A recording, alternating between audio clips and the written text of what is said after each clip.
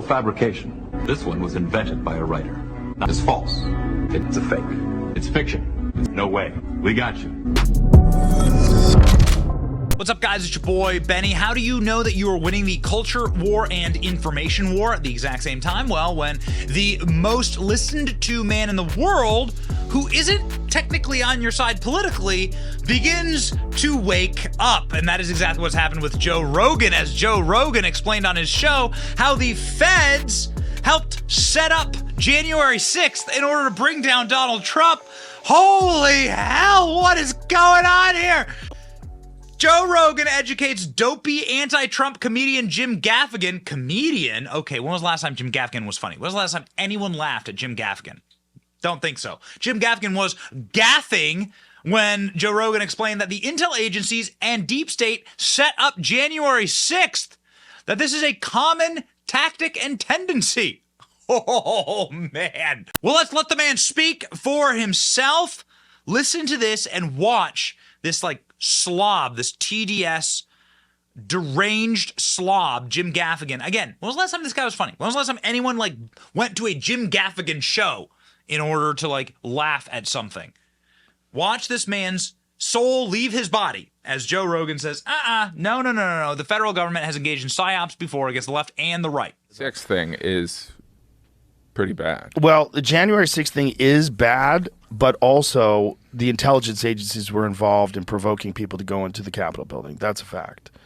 So wait a minute. You're saying that guy, what's his name? Ray Epps? Yeah, you really think that he I don't know, but I do know that every that's other... pretty apparent. I think he's going to sue Fox. I think every other person who was involved in January 6th, who was involved in coordinating a break-in into the Capitol and in instigating people breaking, they were all arrested. This guy wasn't. Not only that, they were defending him in the New York Times, the Washington Post, all these different things, saying that Fox News is unjustly accused him of instigating. Well, he clearly instigated. He did it on camera. I don't know if he was a Fed. I know a lot of people think he was a Fed. The people that were there were calling him a Fed. What I do know is when they asked the FBI said, we can't tell you whether or not there were people that were there that were doing that. Now, there's been reports that there was hundreds of agents that were there that were doing that. I don't know if that's true either. But I do know that they do use agent provocateurs to disrupt peaceful protests. It's a common tactic. What they do is, say if there's a, like the World Trade Organization is a great example. And that was in, I think, the 90s in Seattle. And so what they did was they were protesting the World Trade Organization. They were doing it peacefully. It was a big problem. So what they did is they sent in, allegedly, agent provocateurs. They started smashing buildings and lighting things on fire. Now it's not a peaceful protest. Now they can bring in the police. Now they can start arresting people. And then they created a no-protest zone where literally if you had a pin on your jacket that was the WTO with a red line through it, they would not let you cross. You could not cross with a pin that was against the WTO and go to work. There was a no-protest zone. So they silenced protest, which is a part of our freedom of speech. So this is a tactic that some government agencies use to stop but peaceful wait a minute. protest. All right, so what you're saying is on January 6th, that this event that obviously Trump organized, forget about the Giuliani stuff and the...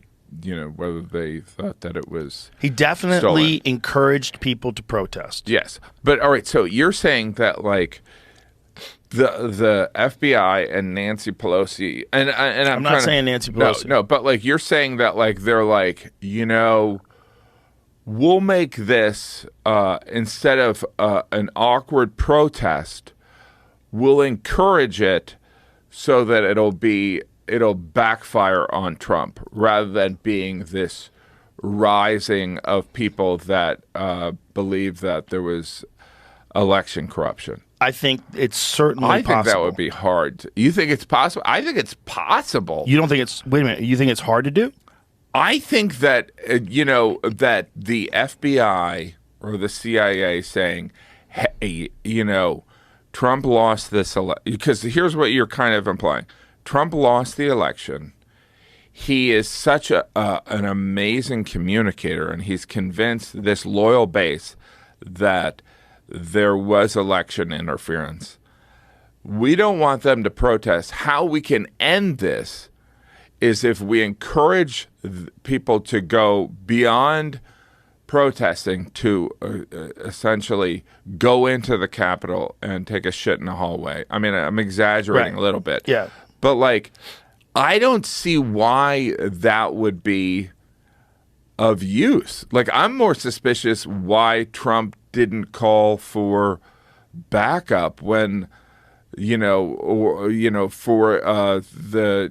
the Capitol Police. You know what I mean? It's like there was, and that, like, Michael Flynn's brother was, you know what I mean? Like, there's way more conspiracy stuff against Trump, and then I think the slim likelihood that people were like, oh, Trump's a problem, let's just get these people that are loyal to Trump to run into the Capitol so that we can arrest 300 people. Does that make sense? No, it doesn't make sense. No, I think it's a standard tactic, especially when someone is the enemy of the intelligence agencies. With Trump, that's absolutely the case. Trump set himself up against the intelligence agencies. He did it openly and he did it brazenly. And a lot of people think it's very dangerous. Like, the intelligence agencies are very important. You want to find out what's going on in other countries. You want to find out what the threats to America are. You want to find out what terrorist activities are going to be taking place and stop them before. And, JFK had his problem with the intelligence agencies. Well, yeah. I mean, look, it's unchecked power, right? That's the deep state. It's unchecked power. And I think Trump was very open about his disdain for the intelligence agencies. He created enemies in the intelligence agencies. It's standard for intelligence agencies in this country to encourage agent provocateurs or to employ agent provocateurs. And so you're saying when he was in Helsinki and he was saying, I believe Putin more than my intelligence community, that was something the intelligence community was like, we're going to get him. Well, I think they were going to get him in any way that they could because he's an enemy of the intelligence agencies. And he was openly talking about them being incompetent and being corrupt. And he fired Comey, and, he was against the FBI. And, look, it's a very dangerous thing. You talk to people that are in intelligence agencies. Like, it's a very dangerous thing for a president to be at war with the intelligence agencies and to do it so publicly. And I think it's without a doubt, when you have a gigantic, massive protest that a lot of people think is a threat to democracy, you have these people that are saying the election was rigged and they're on the Capitol lawn, they're screaming and yelling.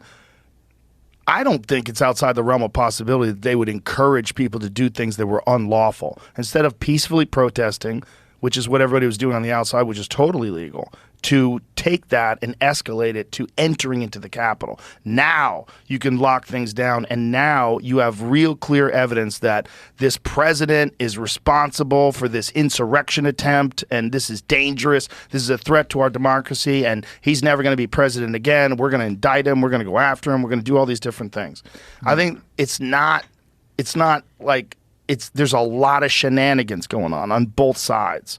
It's not like a clear cut, like he shouldn't have done that and they should have done this. It's like there's a lot of and there's a lot that's been going on throughout history.